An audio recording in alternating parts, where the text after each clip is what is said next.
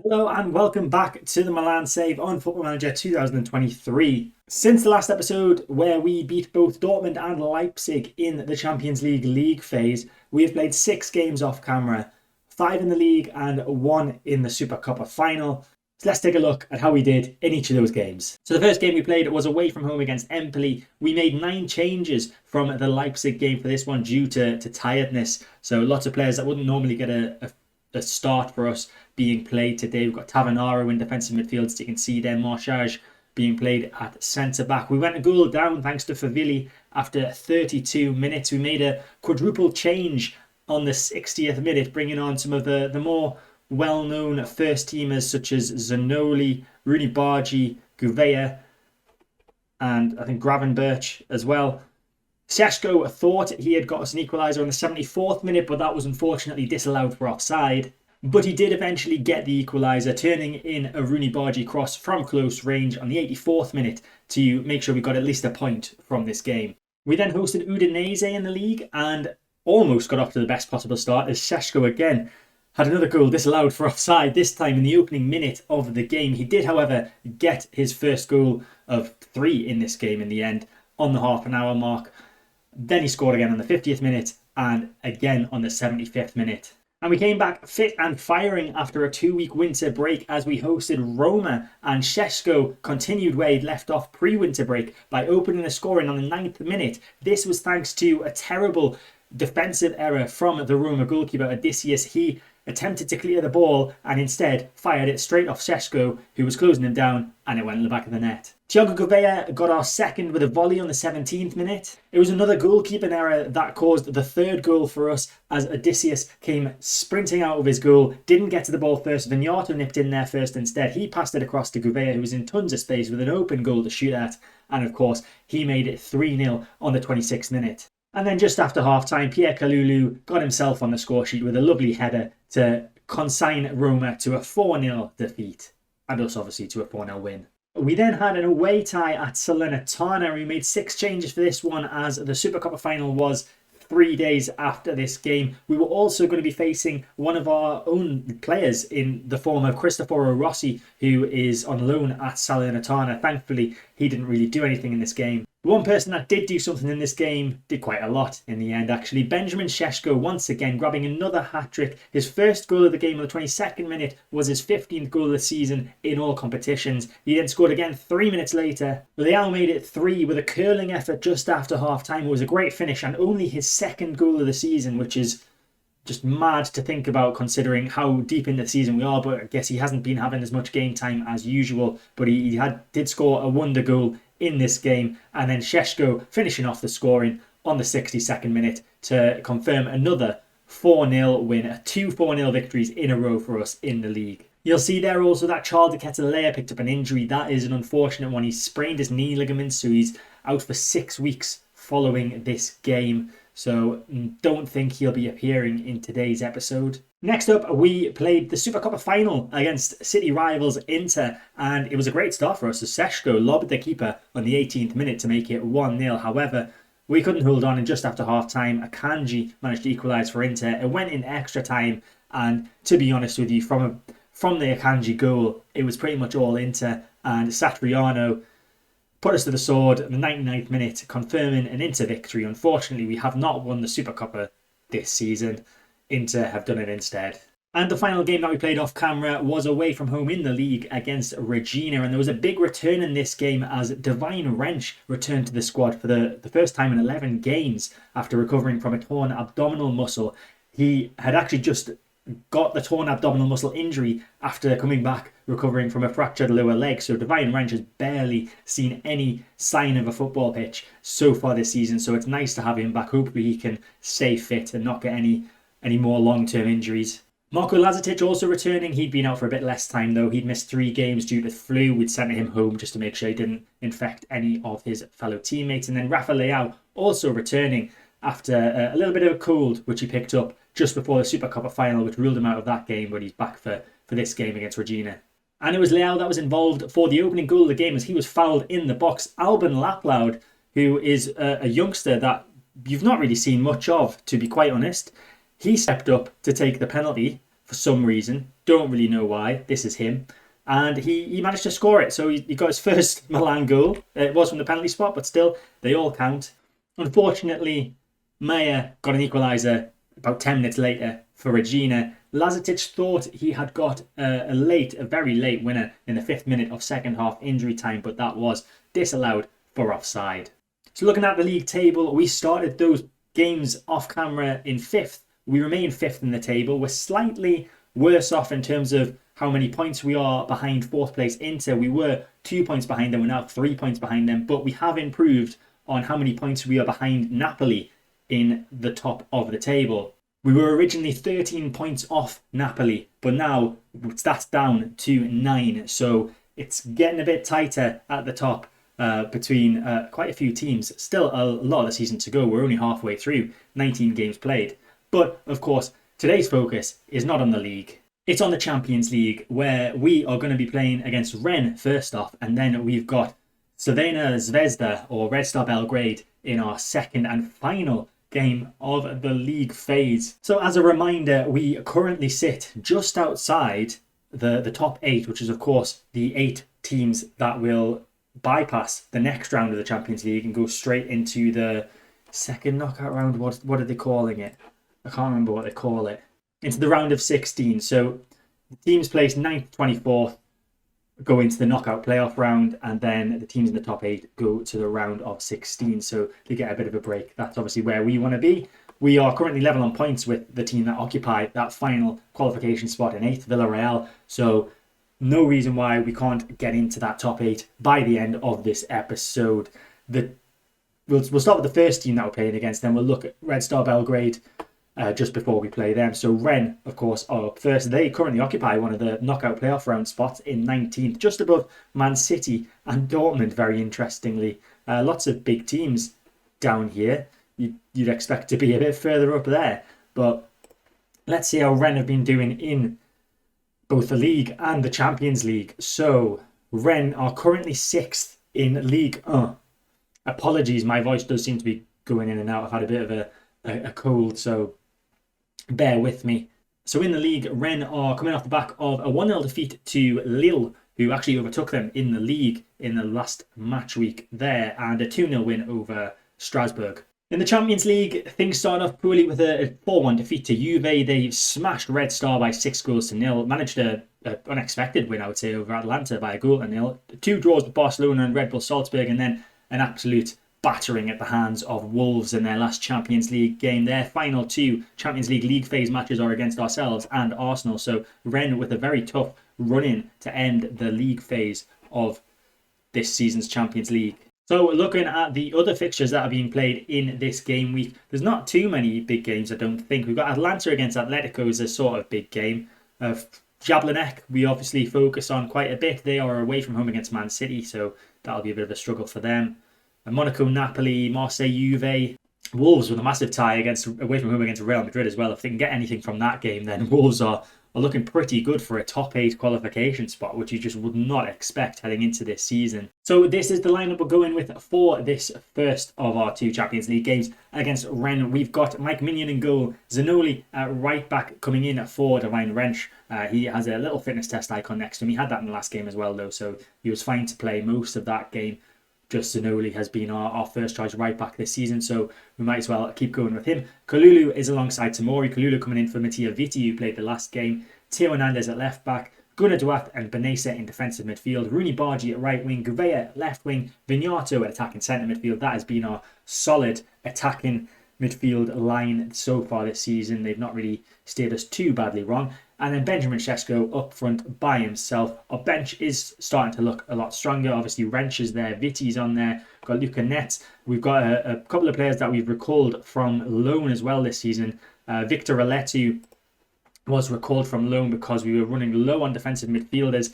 He's got pretty good potential. He's not too bad at the minute either. He has played a couple of games for us in Serie A and done okay. Also, Giancarlo Simic, he is not one that we recalled, but one who came to the end of his loan spell. I believe he was with Partizan Belgrade of his native Serbia, so he has returned to the club. I say returned, he'd been sent out on loan to Partizan as soon as we bought him, so he hasn't actually been at the club yet. This is his first time here, so sort of welcome to him. And then the other player that we've recalled from loan is Eduardo Espinar. He's a centre-back, but he can also play defensive midfield. He was also brought back simply because of we had a defensive midfield crisis at one point. You can see he's played once for us, or started once for us in Serie A. He's got an average rating of 7, so he did pretty well, the 18-year-old. Plenty of time for him to improve as well. Unfortunately, he's not eligible for this competition because he's not registered. It's Thiago Gouveia. This is straight from kickoff, this chance, by the way. Long ball forward, headed away by Sutalo.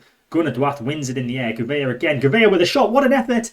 And as I hit the ball, it hits the bar. Thiago Gouveia with an excellent volley and almost giving us a lead in the opening 26 seconds of the game. Kalulu moving forward with the ball. Plays it to Gunnar Duarte. Nice pass from him to Gouveia. Gouveia with another chance here. It's Gouveia. Plays it across. It's blocked. And there's a header there. And it's headed over the bar. I don't know how that didn't go in. It was about 2 yards out. Whoever headed it. I think it might have been Sammy Vignato. But we still remain goalless here. Rooney Bargi. Great pass from him to Vignato over the defenders. Vignato with a great chance to cross it in. Šeško is there. And Benjamin Šeško on the score sheet once more. The man just can't stop scoring at the minute. And we get our opening goal in the opening 10 minutes of this game against Ligue 1 Rennes. And that is going to place us pretty nicely in the table, I would imagine. Rooney Bargi with a beautiful lob through ball to Vignato. Vignato on the byline pulls it across, hoping that someone's going to be there. He doesn't even look. And Šeško is there sprinting in to get the opener. Corner kick for Rennes. It's Verratti to take it towards Rodon. It's headed away by Kalulu, but it only comes out to Sutalo. Sutalo with the shot, and that's just side netting for Sutalo there for Rennes. Throwing deep in the Rennes half. It's Zanoli with a long throw that's headed away easily by Nakate, and Guri can try and control that, but it's bad control. Zanoli with the ball across. It's gone through everyone. Gouvea's there. Gouveia with a blocked cross. Šeško wins the header up above everyone there in defence, and he gets his second goal of the game. It looked like the chance might have gone as Gouveia played a deflected cross across, but Šeško was just too big and tall for everyone. Guri with terrible control there, causing the problems. Zanoli with the ball across. Then Gouveia with a blocked cross, good looping into the air, and Šeško gets high above Rodon to get his second of the game and our second of the game, and to put us in a very comfortable position, not only today but also in the terms of the league table, as we currently find ourselves up in 5th place in the league phase. As Zanoli with another set piece. Lovely ball to Rooney Bargi. Bargi just needs to pull this back or across goal. He finds Vignato, and then Šeško is there once again. Vignato shot saved by the keeper. It comes straight to the head like a magnet, attracted to the head of Benjamin Šeško, and he, without fail, gets a first half hat-trick here. It was Zanoli's through ball to Rooney Bargi that started off from the set piece. Bargi plays the cross. Vignato saved, and then Rodon tried to clear it actually. It didn't hit the head of Šeško, it just blocked off him. Another goal where he's just been in the right place at the right time and got himself on the score sheet. And Rennes are in all sorts of trouble here. They really need to get a goal back before the half-time break. But Rodon has given the ball away. It's Gouveia moving forward with it now. Can there be a fourth goal before half-time? It's Vignato. Vignato with a shot, and that is just over the bar from Sammy Vignato. It's Rooney Bargi on the right-hand side. Through ball towards Šeško. The keeper's come out. Šeško's going to get there first. It's Benjamin Šeško. And would you doubt him for a second? It's his 4th goal of the game. Possibly. The referee is going to VAR to check it. But it has been given, and Šeško has got 4 today. He is in the finest of form at the moment. It was Zanoli, played it to Vignato. Rooney Bargi, first time through ball over the defenders. Keeper just in no man's land there. Wasn't sure whether he wanted to come or stay back, and instead went halfway, and Šeško just had the easiest of finishes to make it 4. It's Verratti. Zanoli, has he caught? I think that's a penalty. That is a penalty. It's going to go to VAR for a double check, but it looks like Rennes have got a way to get at least a goal in this game. Zanoli, the man to foul the Rennes player there in the box, just sticking a toe out. And indeed, the penalty has been given. And it is Niakate to take it, and he smashes that past the goalkeeper. The goalkeeper diving the right way, but too much power behind that for him to even get a hand on it. Moussa Niakate with his 2nd goal of the season, and Rennes have possibly a route back into this game. So we've got about 20 minutes left. We're going to start taking players off to rest them, I think. So Gunnar Duarte is going to make way. We'll bring on Aletu in defensive midfield for him. And the good thing about our depth in the attacking midfield line is that we can afford to take all three of them off and bring on equally as good replacements in Hudson-Odoi, Leao and Lazetic. So that's what we're going to do. We're going to take all three of our attacking midfielders off. Free kick, Benessa to take it. Whipped into the box towards Kalulu with the header, and that's off the bar from Pierre Kalulu. Almost a fifth goal for us here in France. And there is the full-time whistle. It's a 4-1 win. Šeško pretty much beating Rennes all by himself today, getting a 10 out of 10 rating for his 4 goals as well. So pretty good job from him. Better than pretty good. The best possible job we could hope for. So before we take a look at what the league table looks like, let's have a look at how the other games finished in this game week. A lot of 7-0s I'm spotting there, even an 8-0. So Arsenal, Barcelona and Chelsea all winning 7-0. Man City beating poor old Jablanek by 8-0. Atlanta and Atletico playing out a goalless draw. Wolves couldn't get a miraculous result against Real Madrid, losing 2-0. PSG continue their unbeaten run in the Champions League so far this season. They're looking to become only the second team to be unbeaten for the entire league phase since it was introduced last season in game. The first team, of course, being us, but look at how that ended up for us in the knockout stages. We got knocked out pretty much straight away. So those results leave the table looking like this with one game left for everyone to play. We've got 2 teams already qualified in PSG and Marseille. PSG, of course, just one game away from going unbeaten in the league phase. Marseille doing very well up there, though. There's 3 French teams in the top 8. That's excellent news for French football. Looking at ourselves, we occupy 6th place currently, but of course, there's a lot of teams lingering around the points marks that can still catch up to us. So we've got, realistically, that can catch up to us all the way down to 15th in Villarreal, who are on 13 points. And in terms of teams that can still get in the top 8 altogether, we go even further down to Atletico in 17th. Rest of the teams in the top 8, we've got Real Madrid, Monaco, Juve, Liverpool, and Porto. Looking like they're not going to qualify. Are there any big teams? We've got Napoli, who are outside of the top 24. Currently, Atalanta just holding on to that 24th spot. Who can get into the top 24 is a good question as well. We've got Freiburg down in 30th. Anyone down there can qualify for the top 24 and into the knockout playoff round of the Champions League, which means Jablanek, our boys, are still there. They just need a win. Who are Jablanek playing in the next game? They've got Dortmund. I wouldn't say that was winnable, but stranger things have happened. We just played a league game off camera at home to Torino, and we went 1 goal down after 31 minutes. Yusuf Demir with a goal against the run of play, really, for Torino to give them the lead. Then Luca Netz, who was in for Theo Hernandez at left back as we made a few changes in between the Champions League games. Luca Netz picked up an injury, which turned out to be a twisted ankle, which is going to keep him out for 4 weeks. So Theo Hernandez came on the field for him. Then Benjamin Šeško managed to get an equaliser just before half-time with an assist from Victor Oletu, that man that we brought back from loan earlier, that I mentioned earlier. And then Hudson-Odoi came off the bench and got the winner with a little chip over the keeper on the 90th minute to give us a 2-1 win. And things are looking even better in the league now. We are still 5th. Still 3 points off Inter in 4th. However, Napoli dropped more points, meaning we are now just 6 points off top of the table. Napoli with still 18 games left to go in the season. So the league title is still definitely there for us to win. But now we have our final Champions League phase game away from home against Crvena Zvezda or Red Star Belgrade. Elsewhere in the Champions League in this game week, looking for bigger ties. We've got Barcelona, Marseille is a pretty big one. Marseille obviously second in the league phase as things stand. Jablanek obviously have that difficult tie at home to Dortmund. Man City, Atlanta is a bit of a big one. PSG will be looking to end the league phase with a 100% record intact at home to Red Bull Salzburg. We've got Real Madrid against Monaco, and then Wolves have a tough tie at home to Juve. Wolves still looking to get in that top 8 qualification spot. So the lineup we have for our final league phase game is as follows. We've got Mike Minion in goal, Divine Wrench into the side at right back for Alessandro Zanoli, Kalulu alongside Tamori in central defence with Theo Hernandez at left back, Gunnar Duath and Benessa in defensive midfield, Rooney Bargi at right wing, Gouveia at left wing, Vignato attacking centre midfield, and Benjamin Šeško, the man in fine goal scoring form, up front on his own. Rooney, first time pass to Šeško. Šeško with a through ball to Vignato. Vignato through on goal to get an opening goal here. He skips past the keeper. It's Sammy Vignato. And it's 1-0 after just over 3 minutes gone.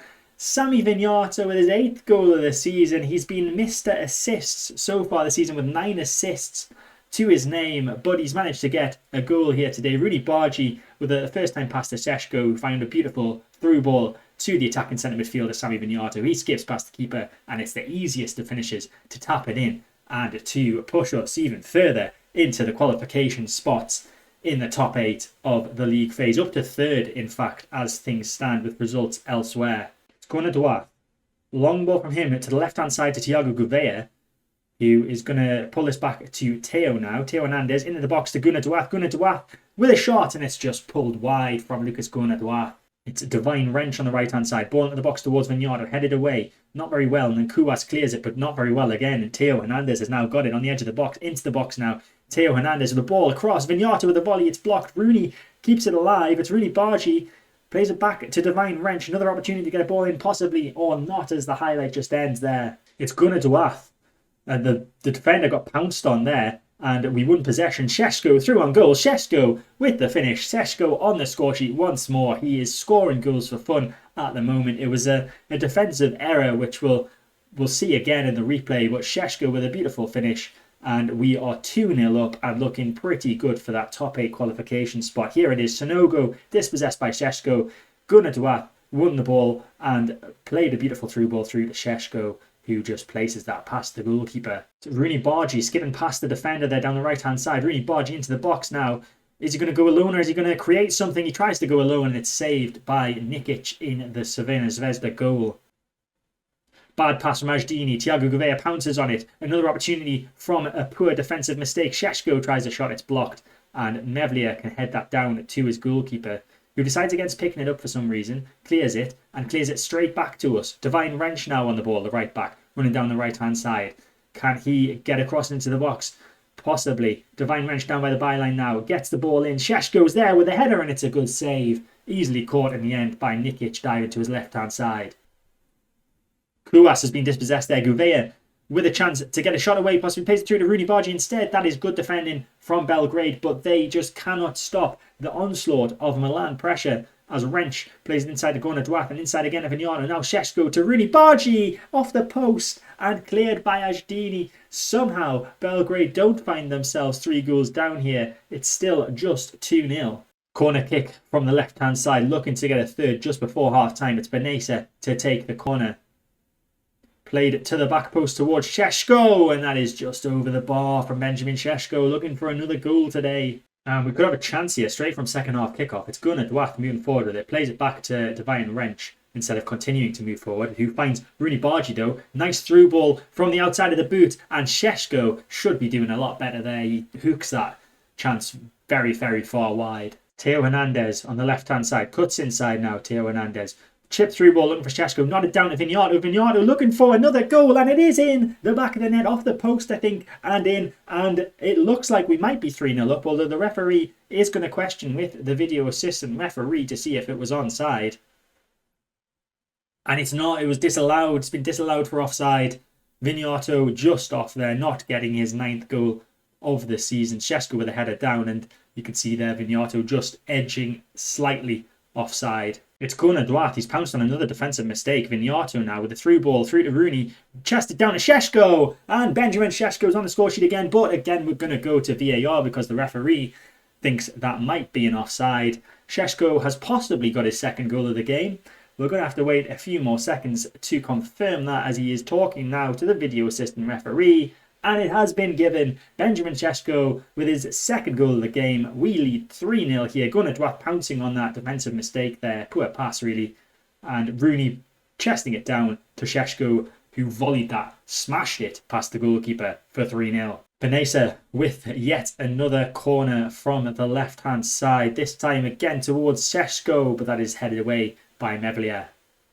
Vignato, though, continuing with it, finds Tomori on the edge of the box. Is he going to have an effort? Plays it back to Gunnar Duarte. Now Theo Hernandez on the left-hand side. Chance to get a ball in once more. Rooney Bargi's there! And Bargi has somehow fumbled that into the back of the goal. It is 4-0, his 8th goal of the season. Theo Hernandez with a cross into the perfect position, and Bargy was there to nick in ahead of the defenders and the goalkeeper to tap that in from about 1 yard out. It's Theo Hernandez going on one of his little runs that he likes to do. He skipped past a lot of the defenders there, plays it through to Gunnar Duarte. Gunnar Duarte with a chance to shoot here. He's into the box now. Lucas Gunnar Duarte, and that's blocked and saved by Nikic. So just over 15 minutes to go. We are going to make a change. Kalulu is looking pretty tired out there. We're going to bring on Mattia Vitti for him in central defence. I think we're fine for the rest of them so far. We'll keep an eye on their condition though. Obviously, I'm pretty sure we've got a league game at the weekend that we want to keep an eye on. We have got a highlight actually here that may come to something. It's Gunnar Duarte with a through ball to Šeško. Šeško looking to get another goal. It's Benjamin Šeško. He's tried to go around the keeper, but the keeper didn't fall for it this time, and he saves the shot instead as I stumble over my words. Benesa with the corner from the left once more. He's had so many corners today. Can this one come to anything? It can't, as Šeško's header is easily saved. It was straight at Nikic, either side of him, and that would have been a 5-0. But instead, I think we're going to have to settle, as the full-time whistle should be coming very, very shortly. We're going to have to settle for a 4-0 win, another 4-0 win. We like that scoreline at the moment, as we are just playing the ball around at the back. The 2 minutes of injury time are up. We're literally just waiting for the referee to blow the whistle. I don't think this is going to come to any major chance, or is it, as Vignato is through on goal, plays it across, Šeško's there, and we have got a 5th. I wasn't expecting anything to come of that, but Šeško has got another hat-trick, another tap-in, Vignato with another assist, and Milan are through to the round of 16. There's Gavea with a through ball, excellent through ball indeed. Vignato across, and then Šeško just an open goal to aim into, couldn't really miss. And as I said, 5-0 win, up into 3rd in the league phase of the Champions League. We'll have a look at how everyone else has done and who else has qualified in a little bit, but that is a very, very good performance to end our league phase campaign. So before we look at who's qualified, let's take a look at the results from this game week elsewhere in the Champions League. So Arsenal beating Rennes quite comfortably by 4-1. Barca with a 2-0 win over Marseille. Bayern with a narrow victory over Rangers. Chelsea smashing Sporting. Freiburg and Atletico drawing 1-1. Porto battering Hapoel Beersheva. Dortmund with a 7-0 win over Jablonec. Liverpool beating Antwerp by 3-0. Napoli winning 7-0. City winning 5-0. Olympiacos beating Villarreal, who were in the top 8 just a couple of games ago, but I'm assuming that defeat means that they are no longer there. PSG managing a 4-2 win to confirm their 100% record remains fully intact as the league phase comes to an end. Shakhtar beating Leipzig by 2-0. Betis and Ajax drawing 1-1. Real Madrid beating Monaco 4-1 despite Monaco taking a very early lead in that one. Wolves somehow managing a 3-2 win over Juve. Not sure what Wolves have had in their breakfast cereal this season, but it seems to be working. And then Young Boys with a very surprising victory over Benfica. So let's see what that means for qualification. So we'll start at the top. PSG obviously qualified already. Marseille had qualified already, but find themselves dropping down to 4th. Real Madrid and ourselves jumping into 2nd and 3rd. So 3rd place, pretty decent finish for us in the end in the league phase. Then we've got Liverpool, Porto, Chelsea and Arsenal. So 3 English teams managing to find their way into that top 8 in the final game week. Shakhtar, Bayern, Wolves and Monaco will be gutted, missing out on goal difference. I assume they're level on points with both Chelsea and Arsenal, but just missing out on that top 8. Shakhtar at one point were in there. They were 8th, but I don't know what happened there to knock them out, but they are into the knockout playoff round anyway, alongside Bayern, Wolves, Monaco, Juve, Man City, Ajax, Dortmund, Barcelona, Villarreal, Atletico Madrid, Leipzig, Benfica, Rangers, Olympiacos and Rennes all getting in there. Notable teams that are missing out. There's a few Italian ones in there. We've got Napoli missing out. Atalanta also missing out. Oh, unfortunately, Jablonec missing out as well. But I wouldn't say any of the other ones are real shocks. In terms of the top 8, though, Porto and Marseille doing very well to get themselves in the top 8. And as I said, very unfortunate for Shakhtar and Wolves and possibly Monaco as well, missing out on the top 8. So, looking ahead to the next episode, it's going to be in a while. We're on the 28th of January currently. The first leg of the round of 16 in the Champions League isn't until the 3rd of March. So we've got a few league games to play off camera against Cremonese, Sassuolo, Hellas Verona, Atalanta, Frosinone and Cagliari. And we've also got a Coppa Italia third round tie against Frosinone to play too. So next episode, we will be back with whoever we get drawn against in the round of 16. It's going to be a lovely surprise for us. Hopefully it isn't as difficult as who did we get last year? I'm sure we got a very difficult one last year, and that's why we... Yeah, I remember now. It was Liverpool. Yeah, so we don't want that. We don't want Liverpool. Ideally not an English team. Can we just have an easy route to the final? That would be delightful.